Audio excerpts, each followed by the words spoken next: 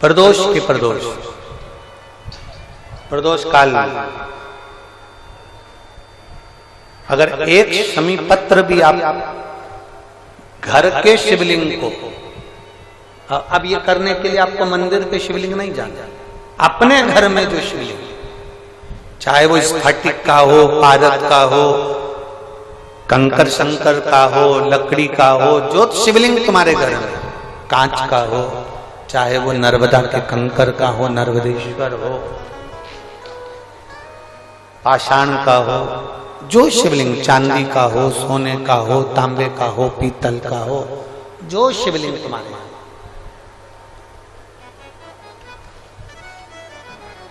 एक शमी पत्र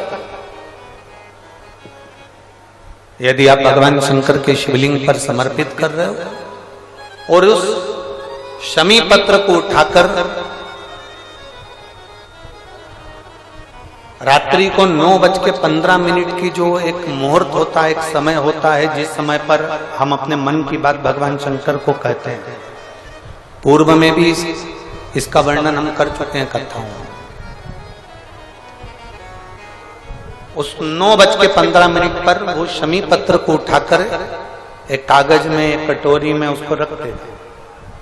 4 या 5 प्रदोष के उस शमी पत्र को अपने पास में रखिए और जिस कार्य के लिए जा रहे हो उसको जेब में ऊपर के भाग में उसको रखकर लेकर जाइए, आपका वो कार्य सफल होकर ही रहेगा, वो रुक नहीं सकता। शमी पत्र में इतना बल होता है, प्रदोष का जो शमी पत्र होता है वो बड़ा बलवान होता है, बड़ा समय प्रदोष काल में मुझे अटका दिया उस विंध्य ने। आप कृपा करिए, अगस्त ऋषि ने कहा कि तुम एक काम करो सूर्यदेव, तुम पार्थिव शिवलिंग का निर्माण कर कर पूजन करो, व्रत करो, एक अक्षत, एक बेलपत्र, एक शमी पत्र तुम्हारी उलझन को समाप्त कर दे। मेरी जीजियों, प्रदोष का इंतजार भी मत करा करो कि प्रदोष का दिन आएगा या प्रदोष का दिन आएगा तो हम गला पकड़ रहा है बाबा। प्रदोष का दिन आएगा तो हम भगवान शंकर को प्रदोष के समय में, शाम के समय पर हम बेलपत्र, शमी पत्र, चावल समर्पित करेंगे। आप तो प्रयास करा करें, कभी अगर मौका मिल जाए तो प्रदोष काल में, प्रदोष के समय पर एकांतेश्वर शिवलिंग मिल जाए, कहीं एकांत में कोई शंकर भगवान का शिवलिंग मिल जाए, एक बेलपत्र लो, उसके ऊपर एक शमी पत्र रख लो, एक चावल का दाना रख लो, अपने मन की बात बाबा से कहकर श्री शिवाय नमस्तुभ्यं बोलकर शंकर भगवान की अशोक सुंदरी वाली जगह पर स्पर्श कराकर वही शमी पत्र, वही अक्षत का दाना, वही बेलपत्र शंकर भगवान के शिवलिंग पर उसको समर्पित कर। समर्पित करते समय ये जो डंडी का मुख है, ये जहाँ जलाधारी होती है, पानी बहता है, उस ओर डंडी का मुख होना चाहिए। जिधर पानी बह रहा है उधर से करो।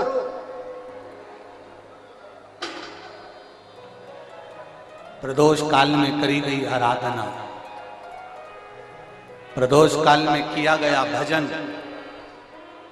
केवल प्रदोष के दिन ही नहीं, प्रदोष काल में कभी भी शंकर को याद करो। वैसे तो शंकर भगवान को याद करने के लिए कोई समय निश्चित नहीं किया गया कि इस समय शिव जी को याद करना। मौत का और महाकाल का आने का समय कभी निश्चित नहीं होता। मौत आने का समय भी निश्चित नहीं होता, कब व्यक्ति की मृत्यु हो जाए, कब प्राण छूट जाए, कब बीपी शुगर कभी गड़बड़ हो जाए, कब किसको कौन सा रोग हो जाए, कब किसी को अटैक आ जाए, कोई समय का भरोसा नहीं है। मौत का जैसे समय नहीं होता, उसी तरह महाकाल के भजन का, शंकर भगवान के गुणगान का, शिव जी की भक्ति का कोई समय नहीं है। तुम जब पुकारो, मेरा देव अधिदेव महादेव तुम्हारे सामने खड़ा है। तुम जब बोल बम का नारा है, बाबा है सहाय। सारी समस्या का हल एक लोटा जल। तुम जब उसको पुकारोगे तब वो तुम्हारे सामने आकर खड़ा। सूर्य नारायण ने पुकारा, सूर्य नारायण ने पुकारा। अब सूर्य नारायण तो पुकारने में लग गए, बोलने में लग गए। अगस्त ऋषि ने जाकर विंध्य पर्वत से कहा कि तुम अपनी आकृति को छोटा करिए, देवताओं को कष्ट हो रहा है। तब विंध्य पर्वत ने अपनी आकृति छोटी करी। सूर्य देवता भगवान शंकर का साधुवाद करे। शंकर भगवान ने आकर सूर्य नारायण को दर्शन दिया। भगवान देवादिदेव महादेव ने कहा, सुनो भास्कर देव, सूर्यदेव, तुमने मेरी आराधना प्रदोष के समय पर अपने अश्वों को रोककर मेरी आराधना करी है। भास्कर देव, सूर्यदेव, संसार का कोई मनुष्य प्रदोष के दिन, प्रदोष काल में जब मुझे पुकारेगा, केवल मेरे नाम का उच्चारण कर कर मुझे पुकारेगा, शंकर भगवान कहते हैं उसी क्षण मैं उसके नजदीक में पहुंच जाऊं। उसी क्षण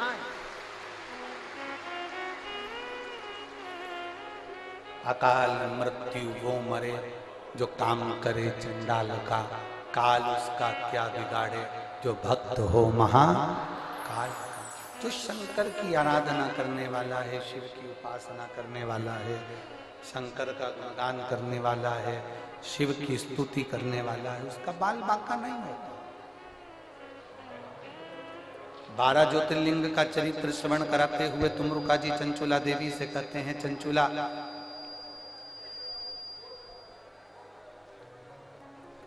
प्रथम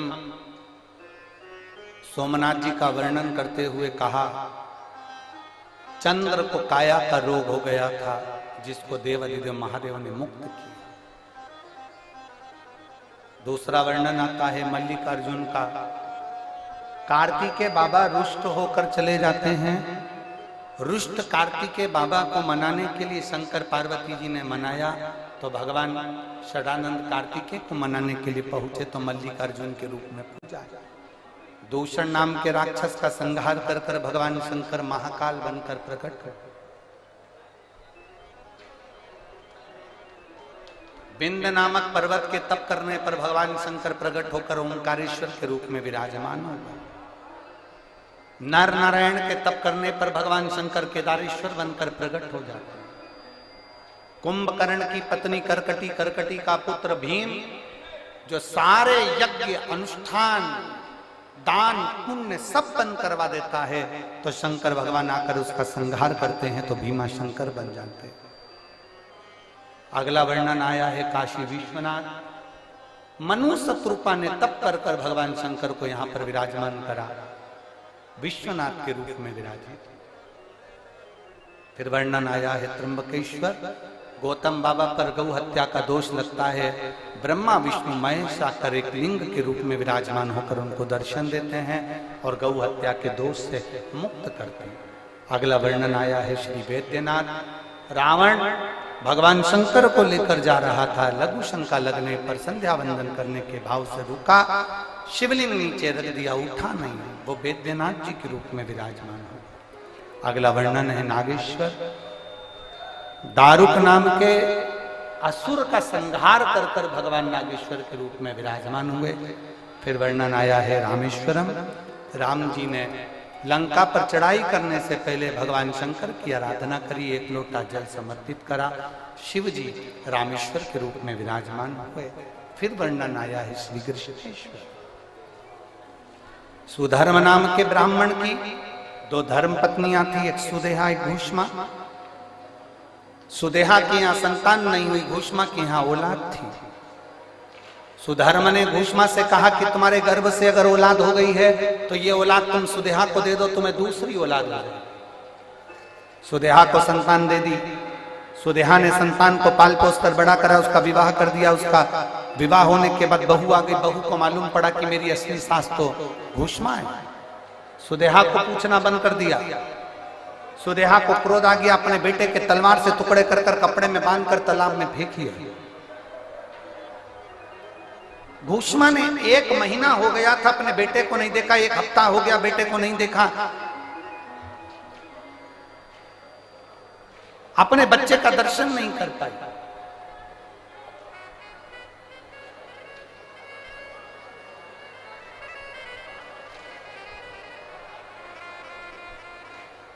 और जब अपने बच्चे का दर्शन नहीं कर पाई भूष्मा,